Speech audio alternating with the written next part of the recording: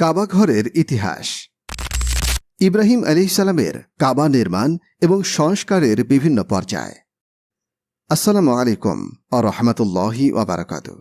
প্রিয় দর্শক, আজকের ভিডিওতে আমরা ইব্রাহিম ও ইসমাইল আলাইহিসসালামের কাবা ঘর নির্মাণ এবং ইতিহাসের বিভিন্ন পর্যায়ে কাবা ঘর সংস্কারের বিষয়ে আলোচনা করব। প্রিয় দর্শক, আমাদের আগের ভিডিওতে আমরা দেখিয়েছিলাম ইব্রাহিম ও ইসমাইল আলাইহিসসালাম হলেন কাবা ঘরের প্রথম নির্মাতা, এবং সেই ভিডিওতে আমরা এটাও বলেছিলাম যে কাবা ঘর বর্তমানে সৌদি আরবে অবস্থিত হলেও ইব্রাহিম আলাইহিসসালাম ছিলেন ফিলিস্তিনের অধিবাসী। আমাদের সেই ভিডিওটি এখনও যারা দেখেননি তারা উপরের আই বাটনে ক্লিক করে ভিডিওটি দেখে আসতে পারেন। ইব্রাহিম আলাইহিসসালাম ফিলিস্তিন থেকে যেভাবে মক্কায় এলেন। প্রিয় দর্শক, স্ক্রিনে আমরা গুগল ম্যাপে বর্তমান ইরাক দেখতে পাচ্ছি। আসলে এখানে ইব্রাহিম আলাইহিসসালামের জন্ম ও বেড়ে ওঠা, কিন্তু পরবর্তীতে মূর্তি পূজার বিরোধিতা করার কারণে এবং শুধুমাত্র এক আল্লাহকে বিশ্বাস স্থাপন করার কারণে তিনি বেশি দিন এখানে থাকতে পারেননি, বরং জন্মভূমি ইরাক থেকে স্ত্রী সারা এবং ভাতিজা লূত আলাইহিসসালামকে সাথে নিয়ে ফিলিস্তিনে চলে যান। ফিলিস্তিন থেকে একবার তিনি মিশর যান। এক বিশেষ ঘটনার পরিক্রমায় তৎকালীন মিশরীয় শাসক ফারাও নিজ রাজকন্যা হ্যাগারকে তার সাথে বিয়ে দেন। বিয়ের পর ইব্রাহিম আলাইহিসসালামের প্রথম স্ত্রী সারা এবং দ্বিতীয় স্ত্রী রাজকন্যা হ্যাগারকে নিয়ে তিনি আবারও ফিলিস্তিনে ফিরে আসেন। ইব্রানি ভাষা অর্থাৎ সিরো আরামাইক ভাষায় হ্যাগার অর্থ হল এমন একজন নারী যিনি নিজ মাতৃভূমি ত্যাগ করে অন্যত্র চলে গেছেন। আরবি ভাষায় এমন নারীকে বলা হয় হাজেরা।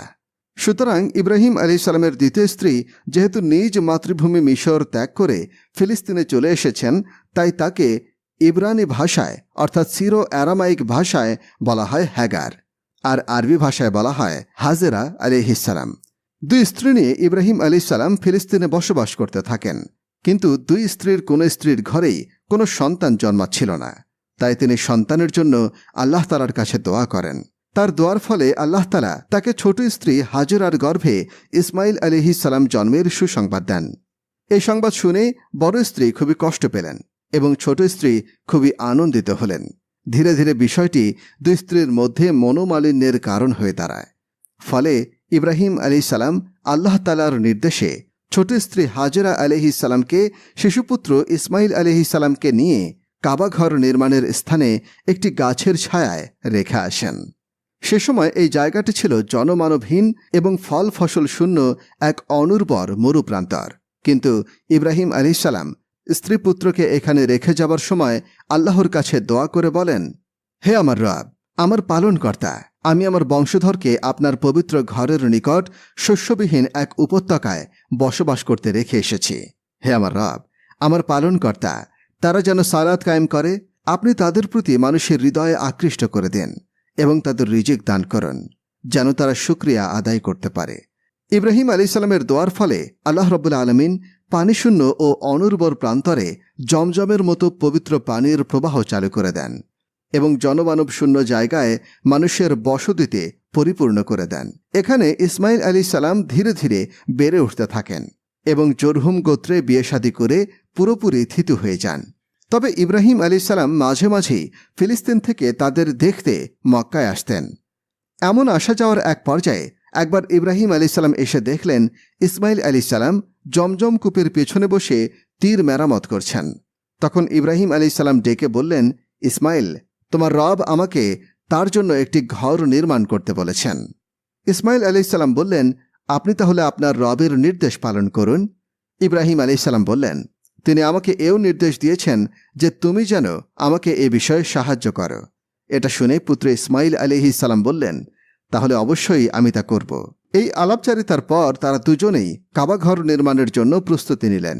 ইব্রাহিম আলাইহিসসালাম ইমারত বানাতে লাগলেন, আর ইসমাইল আলাইহিসসালাম তাকে পাথর এনে দিতে লাগলেন। পিতাপুত্র যখন কাবা ঘর বানাচ্ছিলেন তখন তারা উভয়েই এই দোয়া করছিলেন, হে আমাদের পালনকর্তা, আমাদের পক্ষ থেকে এই নির্মাণ কবুল করুন, নিশ্চয় আপনি সর্বশ্রবণকারী, সর্বজ্ঞ। এভাবেই কাবা ঘরের দেয়াল নির্মাণের কাজ চলছিল, কিন্তু একটা পর্যায়ে যখন দেয়াল উঁচু হতে লাগল তখন ইব্রাহিম আলাইহিসসালাম এর নাগাল পাচ্ছিলেন না। তাই ইসমাইল আলাইহিসসালাম একটি পাথর নিয়ে এলেন, যেন পাথরের উপর দাঁড়িয়ে ইব্রাহিম আলাইহিসসালাম বায়তুল্লাহর দেয়াল আরও উঁচু করতে পারেন। এবং ইব্রাহিম আলাইহিসসালাম সেই পাথরের উপরে দাঁড়িয়ে বায়তুল্লাহর দেয়ালকে আরও উঁচু করলেন। যে পাথরের উপর দাঁড়িয়ে ইব্রাহিম আলাইহিসসালাম বায়তুল্লাহর দেয়াল উঁচু করার কাজ করেন, সেই পাথরটিকে বলা হয় মাকামে ইব্রাহিম।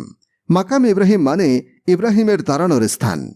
পাথরটি আজও বায়তুল্লাহর পাশে সযত্নে রাখা আছে এবং যেখানে তা রাখা হয়েছে সেখানে তাওয়াফকারীগণ সালাত আদায় করে থাকেন। প্রখ্যাত সাহাবী ওমর রাদিয়াল্লাহু আনহু রাসূলুল্লাহ সাল্লাল্লাহু আলাইহি ওয়াসাল্লামের নিকট এই জায়গায় সালাত আদায়ের আকাঙ্ক্ষা প্রকাশ করে বলেন, ইস, আমরা যদি এখানে সালাত আদায় করতে পারতাম। ওমর রাদিয়াল্লাহু আনহু এর এ কথা বুঝে আল্লাহ রাব্বুল আলামিনের বেশ ভালো লেগে গিয়েছিল। তাই তো আল্লাহ তাআলা তার প্রিয় বন্ধু ইব্রাহিম খলিলুল্লাহ এর স্মৃতিকে চিরজাগরুক রাখার উদ্দেশ্যে ঘোষণা করে দেন, তোমরা ইব্রাহিমের দাঁড়ানোর জায়গাকে সালাতের জায়গা বানাও। ইব্রাহিম আলাইহিসসালাম নির্মিত কাবা ঘরের আয়তন। ইতিহাসের বিভিন্ন গ্রন্থ থেকে জানা যায়, ইব্রাহিম আলাইহিসসালাম যে কাঠামোতে কাবাঘর নির্মাণ করেছিলেন তাতে কাবাঘরের উচ্চতা ছিল 9 হাত, দৈর্ঘ্য 30 হাত এবং প্রস্থ 22 হাত, এবং সেই নির্মাণের স্থায়িত্ব ছিল প্রায় 4000 বছর। যুগে যুগে কাবাঘর সংস্কার। প্রিয় দর্শক, ইব্রাহিম আলাইহিসসালাম এই কাবাঘর নির্মাণ সমাপ্তি করার পর প্রাকৃতিক দুর্যোগ অর্থাৎ ভারী বৃষ্টিপাত এবং বন্যার কারণে বিভিন্ন সময় কাবাঘর ক্ষতিগ্রস্ত হয়। এছাড়াও যুগে যুগে বিভিন্ন গোত্রকোন্দলের কারণে সৃষ্ট যুদ্ধেও কাবাঘর ক্ষতিগ্রস্ত হয়েছে। তবে যখনই কাবাঘরের সামান্যতম ক্ষতি সাধিত হয়েছে তখনই তা সংস্কার করা হয়েছে। এই ধারাবাহিকতায় প্রসিদ্ধ মত অনুসারে কাবাঘরকে এখন পর্যন্ত 12 বার সংস্কার করা হয়েছে। এগুলোর মধ্যে বিশেষভাবে উল্লেখযোগ্য সংস্কারগুলো হল কুরাইশদের সংস্কার। খোজা গোত্রের পতনের পর মক্কার শাসনভার গ্রহণ করে কুরাইশ বংশের প্রতিষ্ঠাতা হুসাইন বিন কিলাব। কুরাইশরা 500 খ্রিস্টাব্দ থেকে 631 খ্রিস্টাব্দে মক্কা বিজয় পর্যন্ত মক্কা শাসন ও কাবার রক্ষণাবেক্ষণ করে। 570 খ্রিস্টাব্দে মক্কার শাসক হন আব্দুল মুত্তালিব। তিনি সর্বপ্রথম কাবায় স্বর্ণখচিত লৌহ দরজা নির্মাণ করেছিলেন। তার শাসনামলে ইয়েমেনের বাদশাহ আব্রাহা ইয়েমেনের সানায় প্রতিষ্ঠিত কোলাইস গির্জাকে শ্রেষ্ঠ প্রমাণের জন্য কাবা থেকে হজ স্থানান্তরের উদ্দেশ্যে কাবা ধ্বংস করার পরিকল্পনা করে বিরাট হস্তি বাহিনী পাঠায়। আল্লাহ তাআলা তার সমুচিত জবাব দিয়ে দেন, যা পবিত্র কোরআনে সূরা ফিলে বর্ণনা করা হয়েছে। রাসূলুল্লাহ সাল্লাল্লাহু আলাইহি ওয়াসাল্লামের বয়স যখন 35 বছর, তখন এক নারী কাবা গৃহে আগুন লাগিয়ে দেয়। এরপর বন্যার কারণে কাবার গিলাফ ও দেয়াল ধ্বংস হয়ে যায়। তখন সবার সম্মতিক্রমে কাবাগৃহ পুনর্নির্মাণের সিদ্ধান্ত নেওয়া হয়। এই নির্মাণের অন্যতম বৈশিষ্ট্য হল কুরাইশরা কাবার উচ্চতা আরও 9 হাত বৃদ্ধি করে মোট 18 হাত করেন এবং তারাই প্রথম কাবার পূর্ণ ছাদ নির্মাণ করেন। আর কাবার পশ্চিম দরজা একেবারেই বন্ধ করে দেওয়া হয় এবং পূর্ব দিকের দরজাটিকে একটু উঁচু করে দেওয়া হয় যাতে কেউ প্রবেশ করতে না পারে।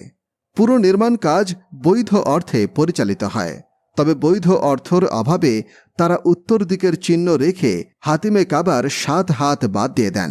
এছাড়া তারা পানি নির্গমনের জন্য নালা তৈরি করেন। আব্দুল্লাহ বিন জুবাইর রাদিয়াল্লাহু আনহু এর আমলে কাবা নির্মাণ। ইয়াজিদের শাসনামলে হুসাইন নামক এক ব্যক্তির মিনজায়নিক ব্যবহারের দরুন মতান্তরে হাজ্জাজ বিন ইউসুফের মিনজায়নিক হামলার কারণে কাবা শরীফ বিধ্বস্ত হয়ে যায়।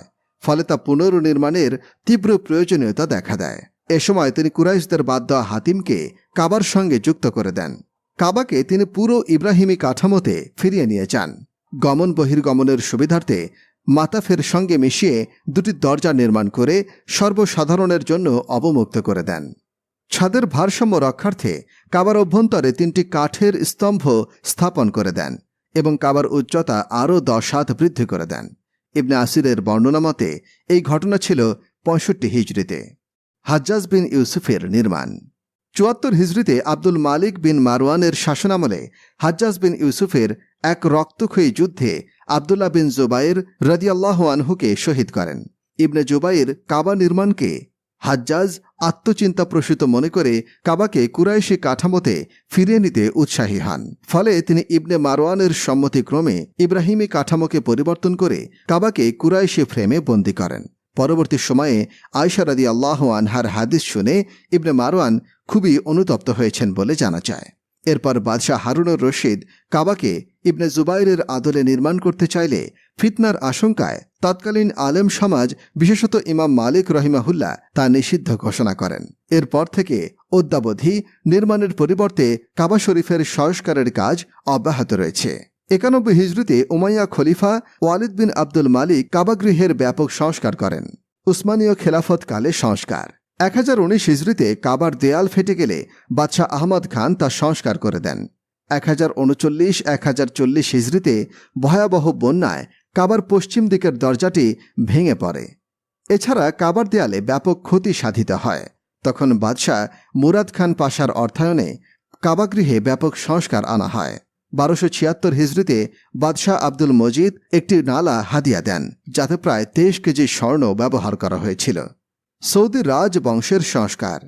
১৩৬৩ হিজরিতে বাদশাহ আব্দুল আজিজ কাবার দরজা পরিবর্তন করেন। ১৩৭৭ হিজরিতে বাদশাহ সৌদ কাবার উপরের ছাদ ভেঙে পুনর্নির্মাণ ও নিচের ছাদ নবায়ন করেন, এমনকি দেয়ালগুলো নতুন করে মেরামত করেন। ১৩৯১ হিজরিতে বাদশাহ ফয়সাল কাবার দরজায় সংস্কার আনেন। ১৩৯৯ হিজরিতে বাদশাহ খালেদ প্রায় ২৮০ কিলোগ্রাম স্বর্ণ ব্যবহার করে নতুন দরজা প্রতিস্থাপন করেন।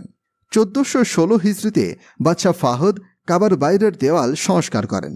১৪১৭ হিজরিতে তিনি কাবাঘরের ছাদ, দেয়াল, খুঁটিসহ সবকিছু সংস্কার করে নতুন ধাঁচে ঢেলে সাজান।